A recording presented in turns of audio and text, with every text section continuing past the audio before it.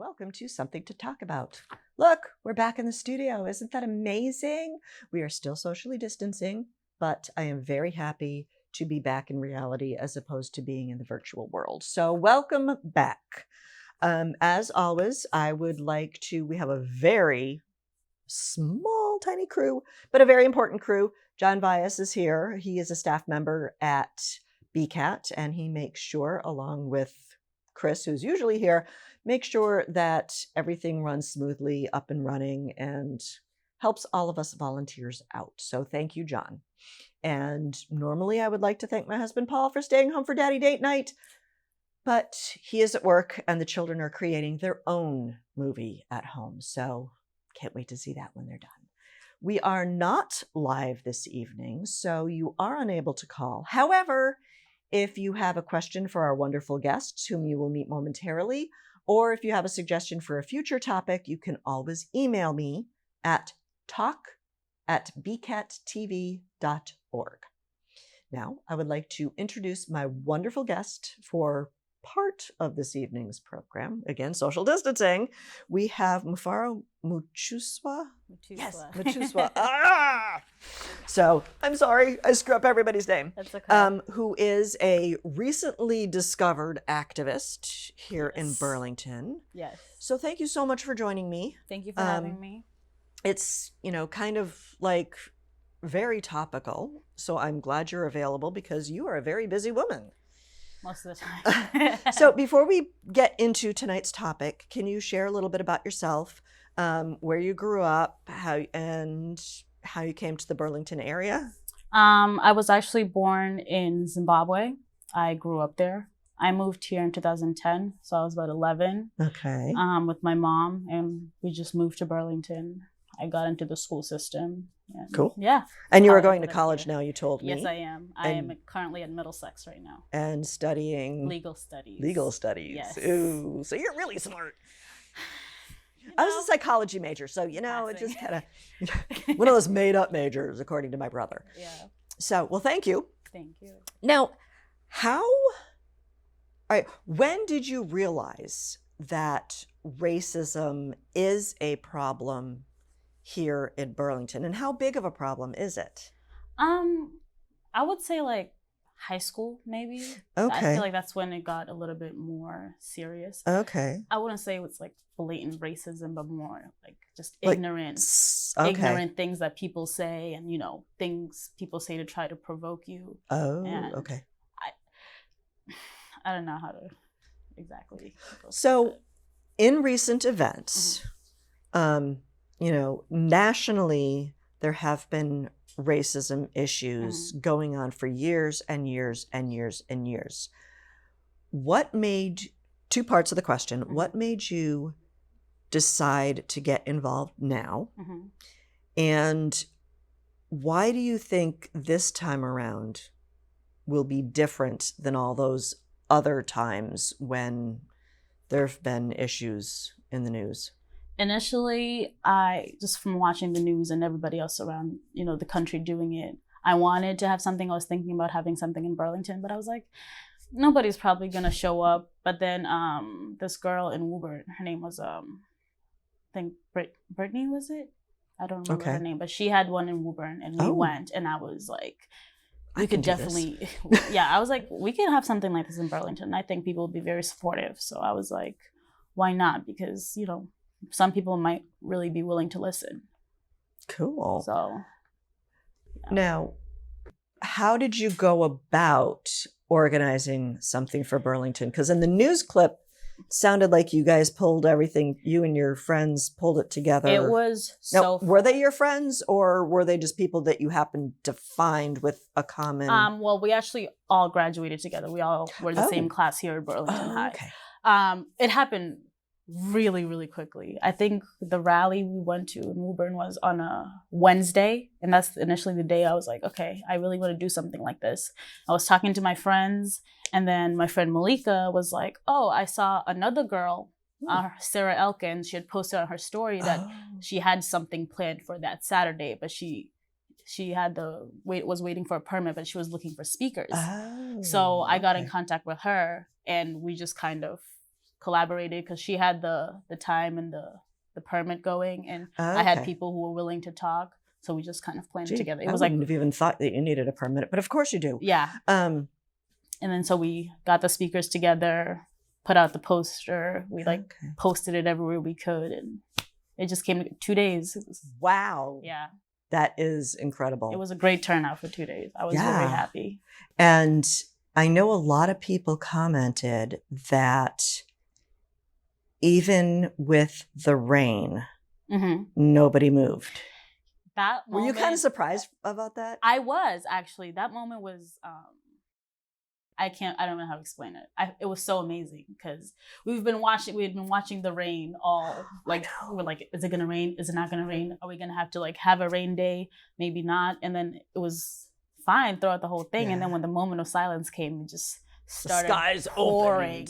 And nobody moved. Everybody stayed where they were. I initially thought everybody was going to get up and leave. And I was standing up there like, do I cut it short? People are going to get wet. They're going to complain. And I was like, no.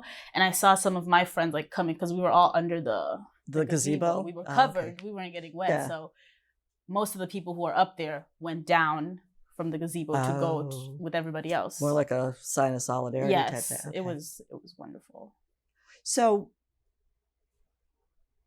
I was noticing, I know everything you read on Facebook definitely isn't true. Yeah. But I have seen some posts saying that with all of the activism that has taken place in the last month, there's actually has been significant changes. So in your experience with that same team that you have formed, what are your goals to continue this momentum? Do you have goals to continue the momentum? I think we definitely want to be more vocal, get more people to listen, get involved, with especially the school administration to help see ways that we can come in and help, and they can help us as well to help the kids who experience it. Because most of the time, the kids who do experience this won't say anything because the administration isn't really going to do anything. Because there was an experience that some kids used to have. They complained, the kid, sorry, the person they complained against, nothing was done to them. They were still able to go to practice. So it's there's no reason. So what's for the you point? To speak up. Yeah, because also by bringing it up, that almost puts a target on you. Yes, because now you're a snitch. Yeah.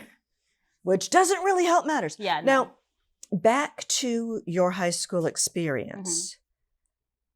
Did you find, because Burlington's actually a pretty diverse community, did you find that it was just Black lives that were being targeted, or did you also find other elements of racism from other races?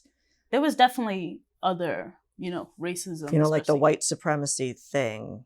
I never really saw anyone who was all white supremacy, but oh, I hope not. No.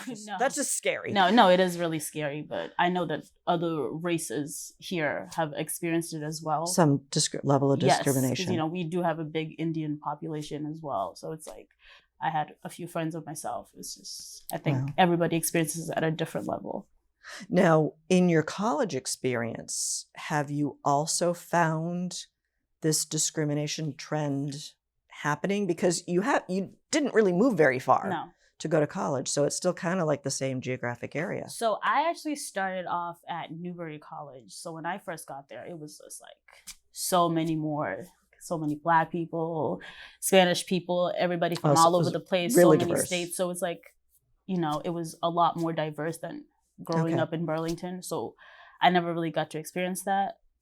And then after Newbury closed down, I went to Fisher, which was kind of also the same thing. Okay. And it's a lot of people from all over the place. Was it reverse culture, like a culture shock of its own sort? Really, it was, because, going to school here in Burlington, it's not surprising if you're the only Black kid in class, because, it's predominantly white. So it was very I walk into a classroom, I'm like, oh, wow, it's not only me. Yeah. Yeah. I'm not alone. Woo! So, back to focusing on Burlington. What kind of, I know you said somebody else in your group is the Mhm. one that got the permit. Yeah. I'm assuming you went through they had to go through the police department to get the permit? I think she was in contact with the person who handled the permits. I don't Okay. know exactly how But the logistics went, but I wasn't involved in that part. because nationally there is a tension Mhm. between the Black Lives Matter movement Mhm. and police departments, did you experience any pushback, any resistance at all in your show of activism? Not initially. When it first happened, Okay. it was, I've never had a bad experience myself with Burlington PD, and I Okay. don't know anybody around me who has. Okay. So our rally really wasn't about, Burlington PD. Okay. And, if you were there, you would know, like, Yeah. there's really nothing about the police Right. department. Yeah. And pushback, when we were planning it, when it was happening, there was nothing. But then yesterday, there was a rally that happened. Okay. And it was more like, okay, our police department is getting attacked. We need to show them support. And Okay. I think it was like a direct response to our rallies that we had. And You think it's a direct response? I do think it was, okay. yes. because I don't think that rally would have happened if the 2 Black Lives Matter rallies hadn't happened. So I felt like Okay. it was direct response of people just saying, well, we're not on your side. We're going to be on this side. And I feel like Okay. most of the people who did show up to the rally yesterday Okay. didn't show up to the ones we had. Okay. Because, again, I'm in a totally different Mhm. frame of mind. Yeah. So I just figured it was like a national response. Mhm. So not necessarily Burlington, because like you had said, I have friends who have relatives in the police department. Mhm. I'm friends with people who work there, and I can't see it happening. But then again, I'm naive enough that I couldn't see a problem Yeah. in Burlington anyway. Yes. So, I mean, this whole experience has really opened my eyes up Mhm. to the fact that there is a problem. Yeah, I just believe that it wouldn't have been something that would have been planned if we hadn't had our rallies in Burlington. Okay. It was kind of. So, have you, back to your rallies and your movement and your goals, have you been able to reach out to other community organizations? Are there other community organizations that you can reach out to In Burlington? in Burlington or in the greater Boston area to help you achieve your vision? I wouldn't say we've reached out to other community, but within Burlington, I feel like there's a lot of people willing to help and see what we can do. Okay. For example, Mr. Larkin, like after the rally, he came up to me. He's like, we want to set up a meeting to see what we can do with the schools. Oh, okay. And I had a lot of teachers because he had asked me to write down all of our speeches and then email it to him. Okay. So then in the morning, I guess they sent a staff email every morning. So Yeah. he attached our speeches and sent it to all the teachers. And I had a lot of teachers on my Facebook sending me messages of, Wow. what can I do in my classroom to help? What can Yeah. we do as, Burlington, the school system? What can we all do to help you guys? And I think. What was your advice to them? Well, I'm curious, I'm still getting it together, but I have this Okay. Instagram page. It's called Black Burlington. I have a lot of Okay. younger people still in school, recent graduates, people who have graduated who follow us. And I kind of just put it out as a survey, like, what kind of things would you guys like to see happening for us to become a more diverse community? And one thing that kept coming up was a more diverse staff, because here at Burlington High, there's not one, I think in entire Burlington, maybe one, but here in Burlington High, we don't have a Black teacher. I'm just thinking in any of the schools. Yeah, and that's the one thing that mostly kept coming up. They're like, we would love to see more diversity within the staff. And other ideas like having was almost like a food at the common, like a little like a cultural. It's more like holiday traditions that they do here, but like bigger on the more for all of us as a community, like once a year. Like that'd be cool. Yeah, I had a lot of really good responses. So I'm still getting them together, and then I'm gonna send them out to the appropriate people, especially like Mr. Larkin. Wow. Try to get them going. Yeah. Well, we may be able to talk off camera, because I'm also thinking, as I was mentioning before, I'm involved in the the scouting program, Mhm. both Boy Scouts or Scouting BSA and Girl Scouts. And I know that a lot of the older scouts are always working on higher awards and looking for projects Mhm. that do make a positive impact in their Yeah. community. So maybe, we can kind of figure out how you can use them as Definitely. Yeah, I would resources. love that. So, because I know, well, anyway, that's totally different. Um,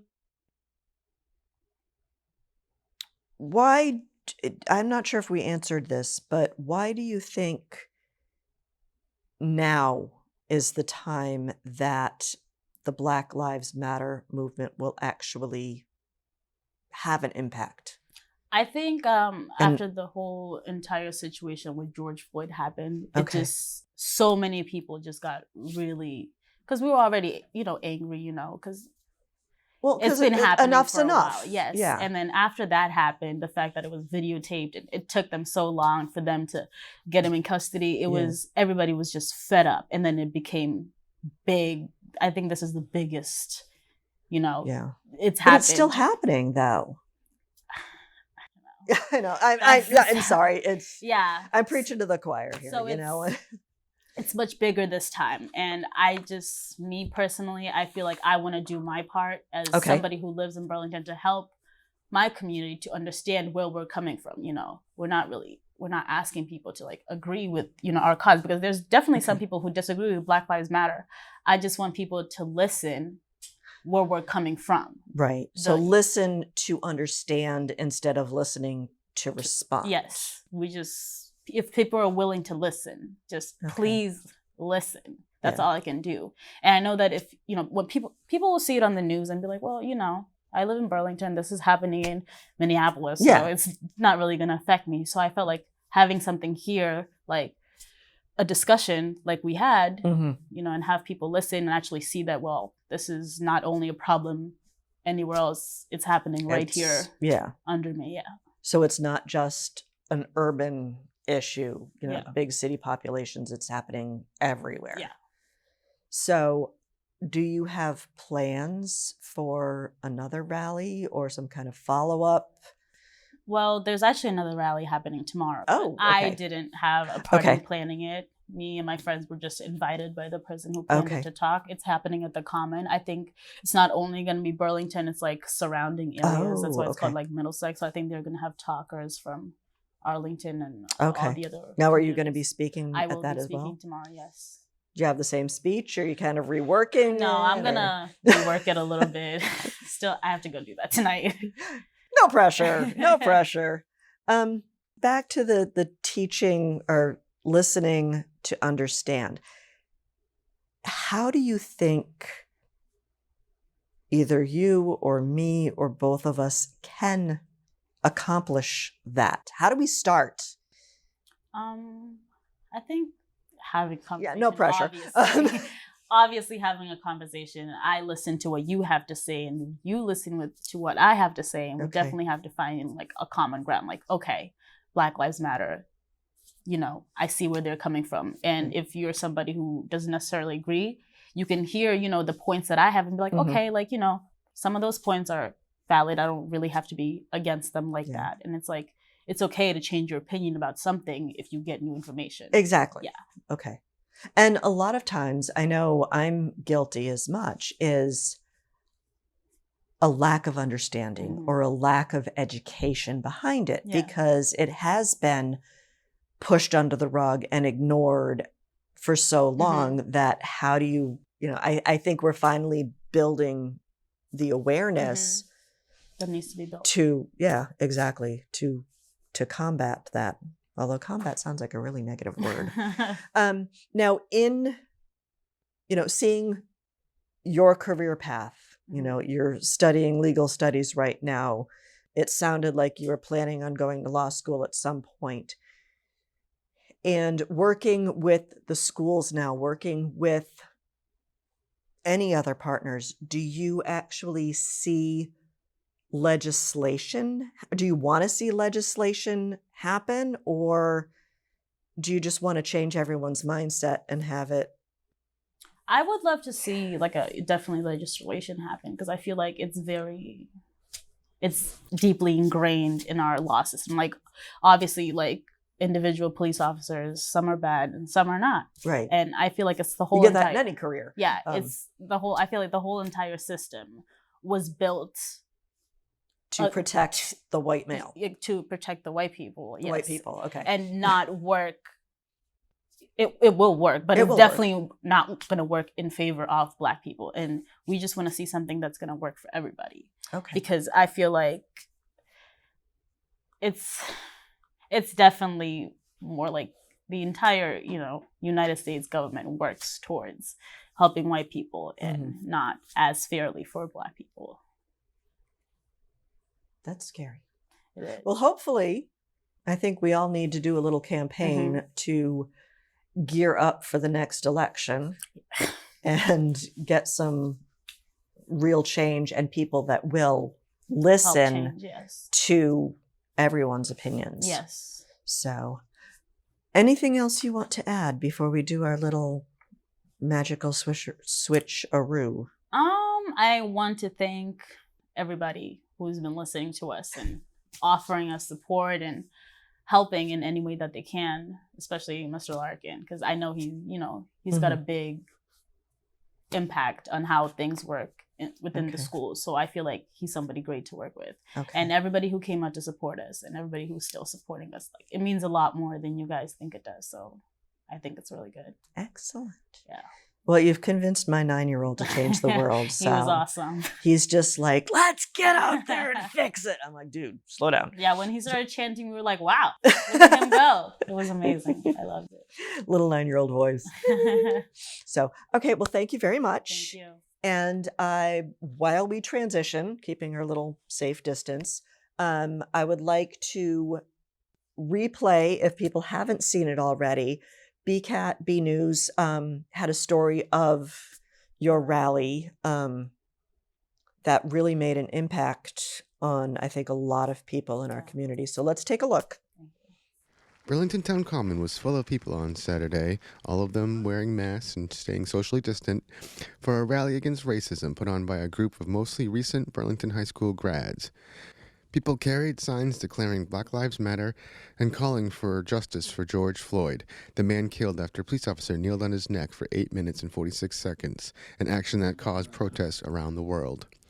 Speakers also shared stories of racist incidents they faced here in Burlington as they were growing up.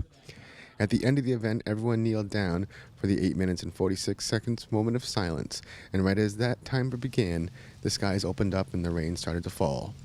I spoke to some of the organizers of the event and asked them why they thought it was important to have this rally in Burlington. I definitely think that Burlington, like people in Burlington, we tend to pretend that things are not happening. Like you heard up there was a lot of kids in response saying that, oh, Burlington is not a racist town, racist things don't happen. They do happen every day, but nobody just says them. Or if they do say them, people sweep it under the rug. And I think it's important for us to talk about it, especially now, so everybody's voices can be heard and people can open their eyes to what's going on around them.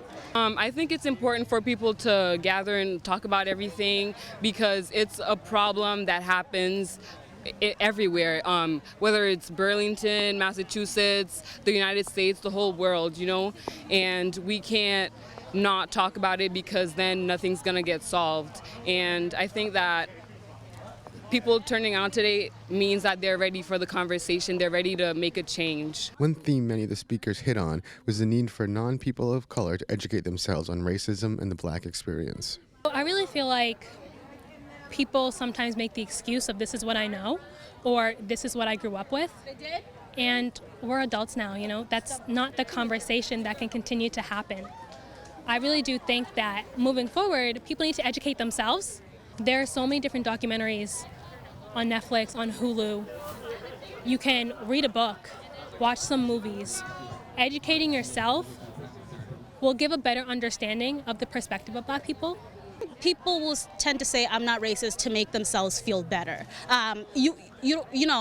Of course, you may not be racist, but some people say ignorant things, you know what I mean? The little comments that people make are ignorant. And to you, to other people, the people who say them, they may not have an impact, but to the other people around you, it will. Because I have kids who something was said to them years ago, and they still carry it with them, and it's just so hard.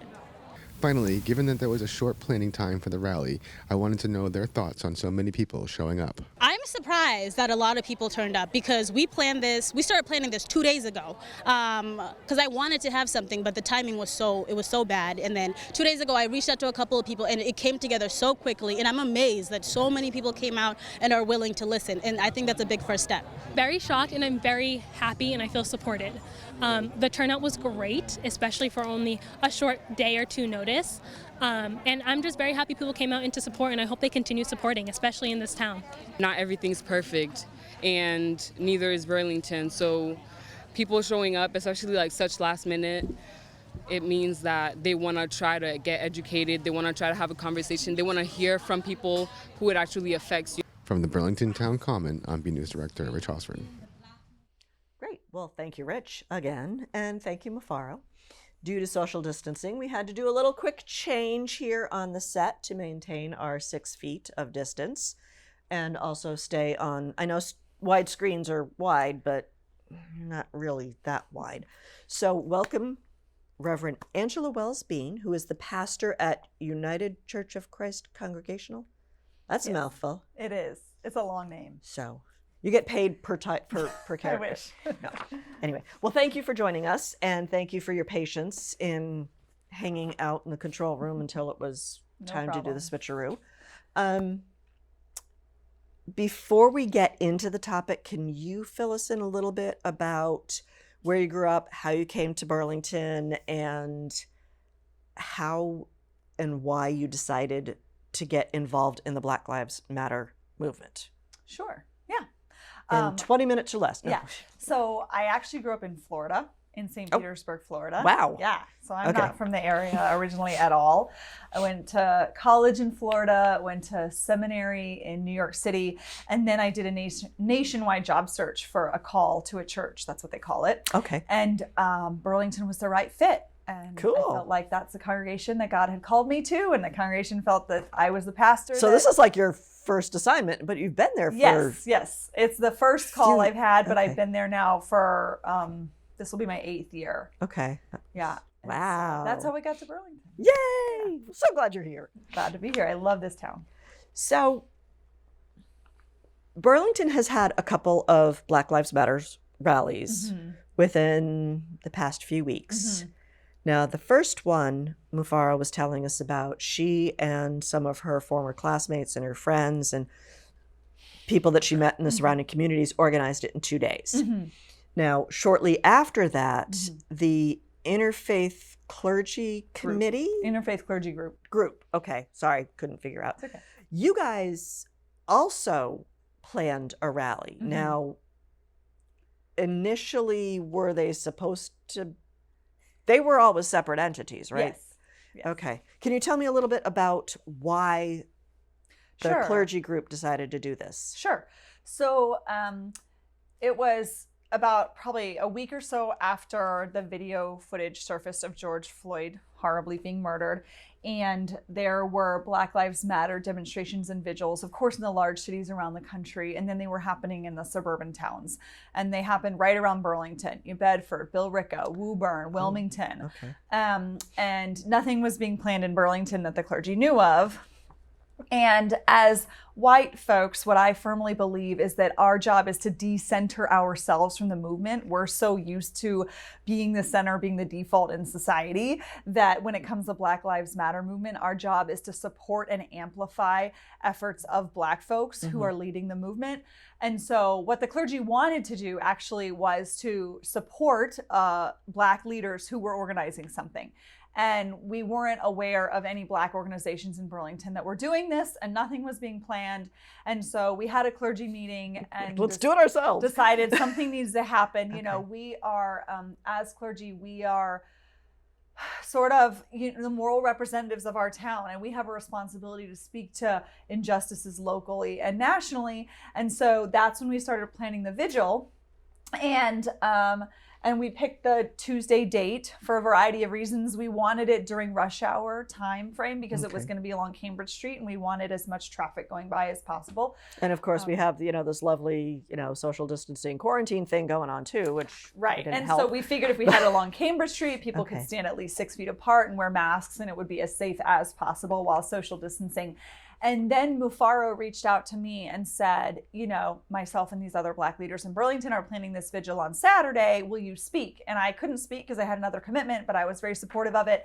And I publicized it, and I was really glad that they did that. And then we invited them to participate in our vigil, which was like 3 days later. Okay. And so they were a little bit different. Theirs was more of a rally with public speakers. Yeah, in planning the questions, it's like, okay, what's the difference between a rally and a vigil and a demonstration? And there's so many terms that it's like rally. I didn't really picture Mufaro's thing as a rally, because rallies to me are like pom-poms and cheerleaders, and this was just like a speaker and listening. So I don't know what to call it. Well, our event did not have yours was a vigil because we were just standing there in support. Yes, exactly. And then we of course kneeled for the 8 minutes and 45 seconds. Right. And we called it a vigil because it was faith-based, and we wanted to witness to the injustices being carried out against Black people in the United States. And we wanted to communicate as much as possible that we wanted it to be peaceful. There was a lot of talk on Facebook about, are there going to be instigators there? Is this going to become confrontational? And that was not our intention at all. Yeah. And when you start it never is your intention, but you never know. But when you use words like protest or demonstration, it can sort of create that tone. And we thought the word vigil created a much more peaceful and amicable tone. And that was our goal. And it worked. Yeah, I know. Indeed. I was a little nervous. It's like, okay, do I want to go? I'm in support of the movement, but I don't want it to turn into one of these violent protests that you turn on the TV and, everything is all violent and scary. Yeah, we had over 650 people, and it was incredibly peaceful. Wow. It was, very inspiring. Now, did you guys actually count all those people? Or was one of the clergy members actually did count. Yeah. Wow. Because, I was standing there and there were a bunch of people, but I wouldn't have any idea. So now, when you said you were planning the vigil, you said you were looking for organizations in town, and there aren't any. What do you think we can do about? Is there anything to do about that? Yeah, that's a good question. I mean, not that you have the answer. It's been suggested that we form like a diversity and inclusion committee in town. And, I'm not sure what that would do, potentially hold all of our town departments accountable, and set parameters or guidelines for them to address the issues of racism and inequality and all the ugly forms that prejudice takes in our society. So that's one example. Now, I asked Mufaro if she found that it was a Black Lives, African American, or in her case, an African descent, if they were targets or if it's any non-white. Now, before, when you and I had talked right before we started recording, you had commented about gender as well. And have you seen, it's always the Black male that seems to be the target of the hate, but have you seen any evidence of other gender issues? So how does gender play a role? So our nation's default is the straight white male. That is considered the norm. And any ways in which you deviate from that is considered abnormal or different. And so, if you're a Black person or a person of color, that's kind of one level of difference. If you're a Black woman, now you have layered levels of oppression. And white women, we experience discrimination and misogyny in a variety of forms, but we certainly have significantly more privilege than Black women. But in Burlington, gender discrimination is absolutely at play. I mean, you can just look at the elected leaders in our town. Our board of selectmen is literally 5 white men.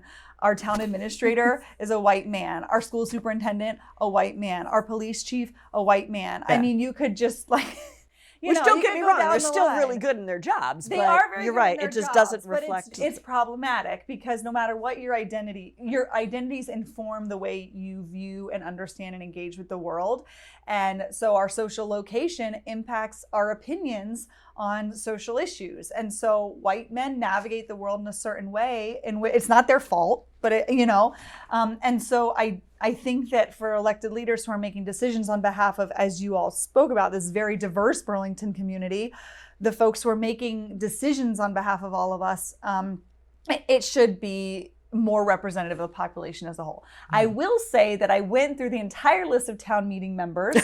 And I was very pleased to find that it's pretty balanced. Wow. Okay. Yeah, I know. That's intense. It's pretty balanced between men and women. There's gender equality, I would say, in town meeting, but certainly it is overwhelmingly white. So we have a lot of work to do in bringing. I think I just saw a recent post after the last election that the first Indian American is finally appointed to a town meeting member. I'm exactly. Like, wow. I know, finally, right. And so we have a lot of work to do in increasing the racial diversity in town meeting.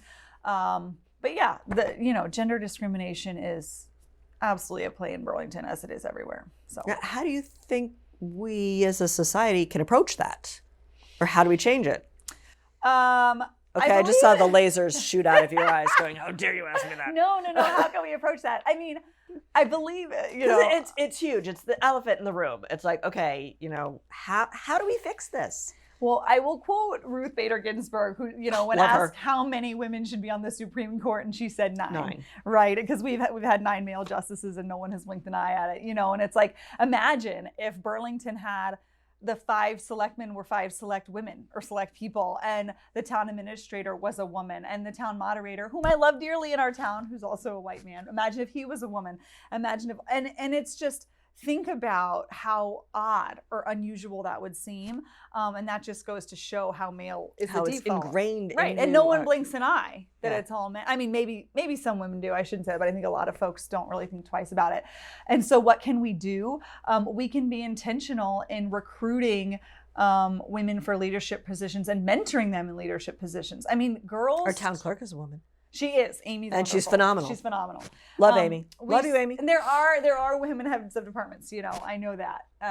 But I would say that women and girls start to internalize sexism at an incredibly young age. So it's also incumbent on our education system to be supporting our girls and teaching them that they have voice and that they need to be assertive and that they that their character and that their intellect and their intelligence matters and that they can be leaders in society just as much or more so than boys can. Mm-hmm. And you start to see it at a young age that teachers give preferential treatment to boys in the classroom. They call on them more, Anyway, there's all kinds of work done on that. There's implicit bias against boys. We're really here to talk about racism, and there's implicit bias against, students of color in the classroom too. But, you asked, how do we change things in society? I think that's where it begins at the youngest ages. Okay. Looking at the interfaith clergy statement on racism, I'm hoping you might be able to expand a little bit on it, because it was stated that we must not let our disagreements about the solution keep us from working to fix the problem. Mm-hmm. So what are some, the end result is still the same. So what are some of the proposed solutions? Are there solutions? The one thing I would say in terms of addressing racism in our nation is white folks need to stop being so fragile. We need to own, I'm serious. I need a haircut. Yeah. It is taboo to talk about it, to talk about racism, to talk about the fact that racism is the air we breathe. It is the water we swim in. And all white folks have racial bias, every single one of us. And until we all admit that, we cannot begin the work of changing our nation. And so like I would say it starts in the home. It starts at the dinner table. It starts at your book club or your happy hour out with your friends, or when you're on a date with someone, you know, find out what their values are and how they feel about it.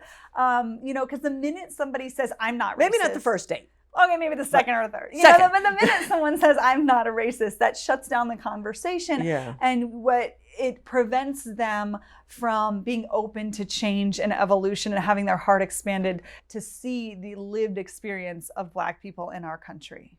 Does that make sense? I think so. So anyway, so that's one solution. I mean, Okay. of course, police reform, education reform, I have a 1-year-old, raising our babies in anti-racist ways, you know, legislation which protects Black people from discrimination.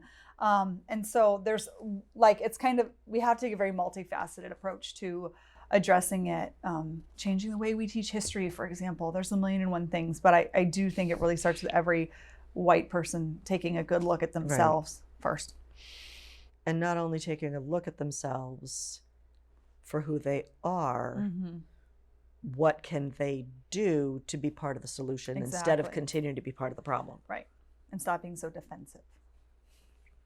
Yeah, because that quote, it's like, well, why can't multiple solutions just be approached at the same time? It just, that quote really triggered something in me. So I think they certainly can. And there's a phrase, I don't know who to attribute it to, but you don't want the perfect to be the enemy of the good. And I think that white folks don't want to, they don't want to engage anti-racism work because they're worried, you know, I haven't thought about this before. I don't know what words to use. I want to be politically correct. I don't want to offend people. And so but that it's really hard work. And so it's easier to kind of shrink back into ourselves and not engage it. And so the desire to be perfect prevents us from making any progress at all.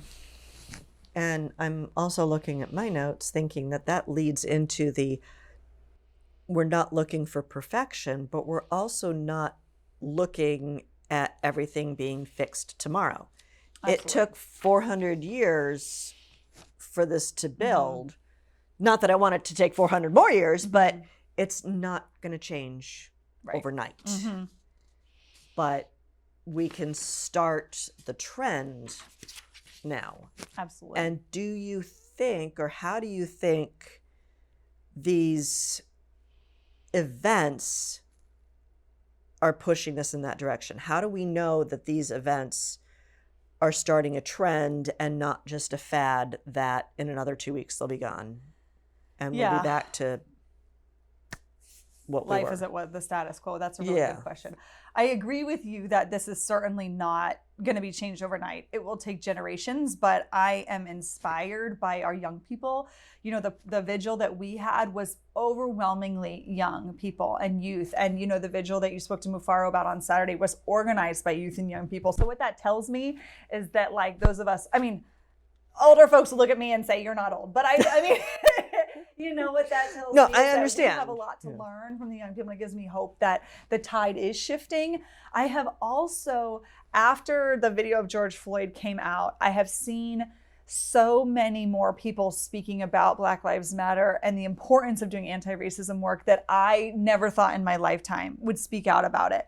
I know folks who have, you know, like you have police officers, you know, in your family. I have friends that have police in their families as well. And, you know, they're very much, you know, like the thin blue line, Blue Lives Matter, and they're speaking out in support of Black Lives Matter, realizing that these initiatives are not at odds with each other. So, you know, that's heartening. So my hope is that the tide is shifting and that we are moving towards the racial equity that I believe our country is capable of. My fear is that our nation might be kind of like a mobile, you know, like you hang a mobile up and you shake it, and then, you know, it settles down exactly as it was before. Right. And that's my fear and my concern, which is why I feel like we really need to continue the momentum of this movement and keep talking about it and keep engaging the work. Okay. And I think Mufaro saying that she's approaching the schools, I think raising the awareness there, not only in the staffing, but also eventually, like we had talked about, the gender discrimination, also the racial discrimination, and the cultural discrimination that's just there, that we don't even realize it. It's just, like you said, the air that we breathe. And I mean, I have so much respect for educators, and I know that being a teacher is a challenge, but they have a lot of responsibility, and they have the opportunity to help shape the future of our nation, which means interrogating the curriculum and everything our educators read and everything they say and every image they put on display and every story they use, and ask themselves, are the examples and the materials I'm showing my students, are they centered in white culture? And can my students of color see themselves represented? But also, even if you're in a classroom of all white students, like I said, my son is 1. When he's in grade school, I want him to be, we gave him toys that are, that represent the, the racial variety of our. But even like watching TV, it's like. Right. And so I want him to see that diversity. I want him to hear the stories and the music and experience the cultures from around the world that aren't centered in Western white civilization. And also, like I talked about, gender discrimination that happens in the classroom, it happens. Racial discrimination happens too. So teachers need to take a good look. Am I calling on the Black students as much as I am the white students? Am I engaging them? Am I asking them to be leaders? Am I seeing their potential and trying to draw that out of them the way I am the white students? And our implicit bias can be, be really sneaky, and it can, be subliminal and happen almost unintentionally. And so that's why educators have to really view everything they're bringing to the classroom through a critical lens. And it's hard, but it's really important work. Because I'm also thinking, as far as teachers go, I mean, first of all, teachers are doing an amazing job. Absolutely. They have a lot to do. Yeah. I mean, especially with all of a sudden overnight, they were expected to all of a sudden go to this distance learning, and, they did a phenomenal job. Yep. They're already expected to teach individual differences and teach to kids' learning styles. I'm just trying to figure out how much more we can dump on the teachers, because I feel like we're dumping on the teachers. And when I volunteered, I have a 3rd grader and a 5th grader,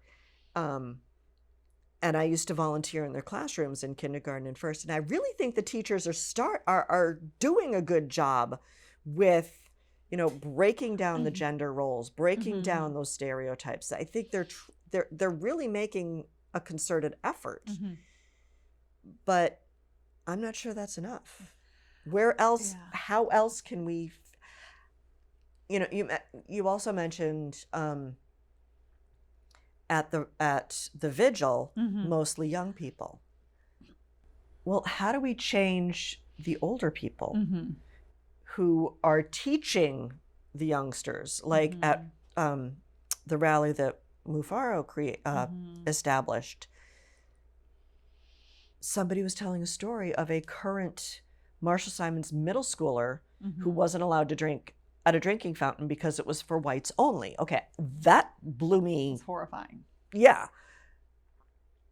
But the teachers aren't teaching that. It's at home. So how do we fix the home? That's a really good question. The first thing I would say, and Mufaro, I think, talked about this as well.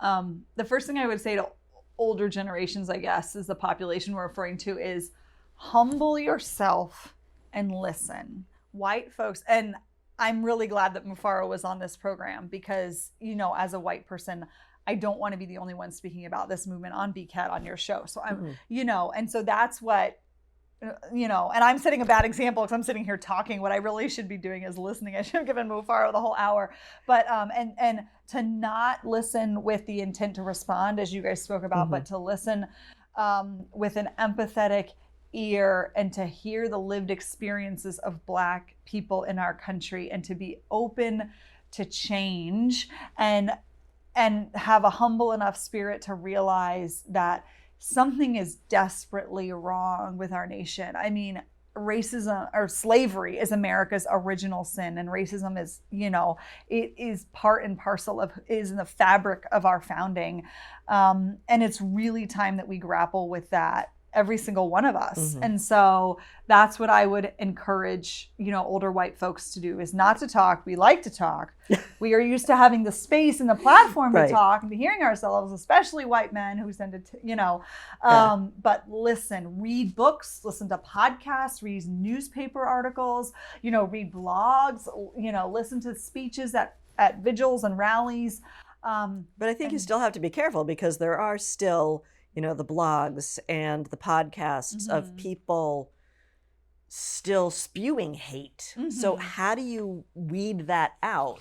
I mean, I what think I'm it's more of a suggesting is rhetorical question, listen to the writers and speakers who are Black people, who I don't think their intention is to be racially divisive. I think their intention is to say, listen, we are as Americans just as much as everybody else, and this is supposed to be a land of promise and opportunity. All men are created equal. Exactly. Or all I like to say all men people and women are created equal. And our nation has good intentions, and we can do better. And so I think that that's like, Black Lives Matter. They're not asking that much. They're just saying we want our lives to be valued as much as a white body, a white life is. That's it. Yeah. And there's really no reason to argue. We want to with be treated the same. Oops, sorry, Mike.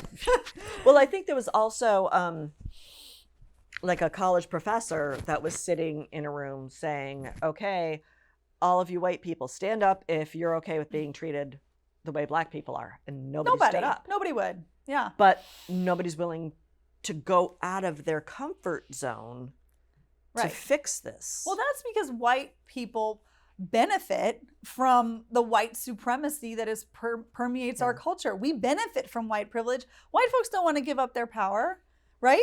But they're not giving it. It's not pie. I've heard that reference before. It's not pie. Just because somebody else gets more, doesn't mean you get any less. Right. Right. I mean, civil rights are not pie. Absolutely. But but by having a lower caste in society, that means you're there's tiered, and when someone's lower, that means someone's higher. And white folks do experience advantages because of the color of our skin, or should I say, our life is not made harder by the color of our skin. And everybody's going to have challenges, but but our color of our skin is not one of them. And white folks are often given the benefit of the doubt, where Black folks are viewed with suspicion, and white folks are seen as having potential, and Black folks are seen as having to prove themselves. In the legal system, white folks are innocent until proven guilty. Black folks are guilty until proven innocent. And so white people benefit from this unequal system. And so I understand why people like white people aren't apt to jump on the bandwagon and want to make these changes in our nation. But we are also beholden to one another. And that's where my Christian values, come into this conversation. And I believe that, when one of us suffers, we all suffer, and we are our brother's keeper, our siblings' keeper. We are responsible for one another, and we should all want better for every citizen in our country. And when an entire racial group is saying, we're suffering, we have been suffering since the beginning of this nation, it's really time for us to listen and to support them, and to be willing to give up some of the advantages we have, for the sake of the betterment of our nation. Wow. Not sure how I should follow up on that.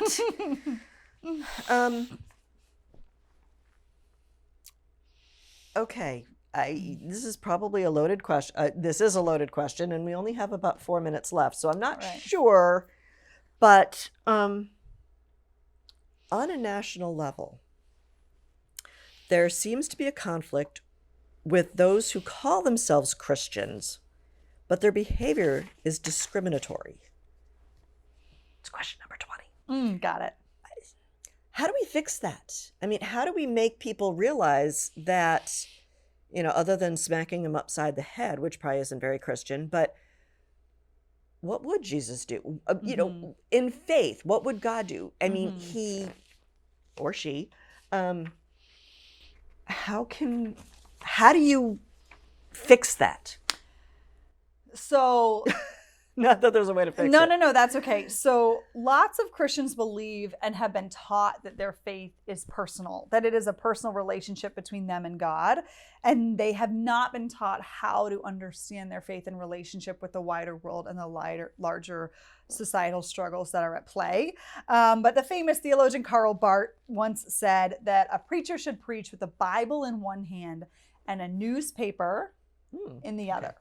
And, and many pastors don't. And so white Christians especially don't understand that being a Christian means aligning ourselves with the poor and the marginalized and the outcast. And anyone who's read any of the gospel stories of Jesus Christ knows that those are the people he aligned himself with. That's what the parables tell us. Those are his healing stories, etc. He was extremely subversive and constantly challenging society's social rules. So, and people don't think Jesus was political, but his entire ministry was about following God and not following the Roman Empire. And he was constantly challenging the Roman Empire. And he was executed by the state because he was so threatening, right? And so Christians today need to ask ourselves, what is the empire today? And who is it crucifying?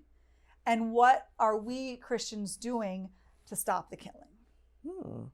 I like that analogy. Yeah. And I wrote on the week after, the George Floyd video surfaced, I wrote on Facebook that anyone who goes to church this Sunday, if the preacher does not preach about the execution of George Floyd on Sunday, then you need to be looking for another church on Monday. Because the church, if it is not engaging, our societal ills that are plaguing us, that are preventing us from bringing about the realm of God on earth, then it's not a relevant church. And so I think it's really important I wouldn't say the Bible in one hand and the newspaper in another, maybe the Bible in one hand and, your favorite website in the other. A mirror. Maybe a mirror. Exactly. That's true too. I'm not sure how many people are holding newspapers these days, but the point is we have to constantly engage our faith in conversation with what's going on at the moment and how do the scriptures apply to the world we live in today. And I believe Jesus would be at every Black Lives Matter rally and vigil and protest, and he would have been standing right alongside us. And I believe he absolutely would have grieved the killing of George Floyd. Wow. Okay, on that happy note, we are almost out of time. Anything briefly that we haven't covered that you want to make sure we do? That I really want to talk about? Yeah. We covered a lot. I would just say that I do want to end on a happy note, and we are all in this together. And I know, speaking to other white folks, that it can be hard and it can be scary to engage anti-racism work, and it can seem overwhelming and you can feel like I am way too late to this cause. What difference can I make? But I would just encourage you to take heart, and that we are all going to make mistakes, and mistakes are an opportunity to learn, right? You're like, oh, I made a mistake. What did I do wrong? Let me learn from it and commit to doing better going forward. And so, that's what I would say, and we are all created in God's image, and we are called to live that out. And that means hearing when our siblings are suffering and abiding with them and doing what we can to make this a better world, especially for our Black and brown siblings. And we can do it. We can do it. I think I'm going to cry. We'll get there. Okay, we are out of time, but thank you so much for coming. Thank you for having me. And I also want to thank Mufaro, even though she had to leave the set because of social distancing. But no, really, thank you guys so much. I've learned a lot, and hopefully the audience has learned something as well to start going out of that comfort zone. You don't have to jump, but baby steps. Absolutely. And, hopefully we are all on this planet together. We're all part of the human race. Exactly. So hopefully change will continue. And I want to thank everyone for tuning in this evening, hoping you were able to take something away from this in the positive light, and hopefully you can be part of that change. So thank you very much. Have a wonderful week, and I'll see you around town. Good night.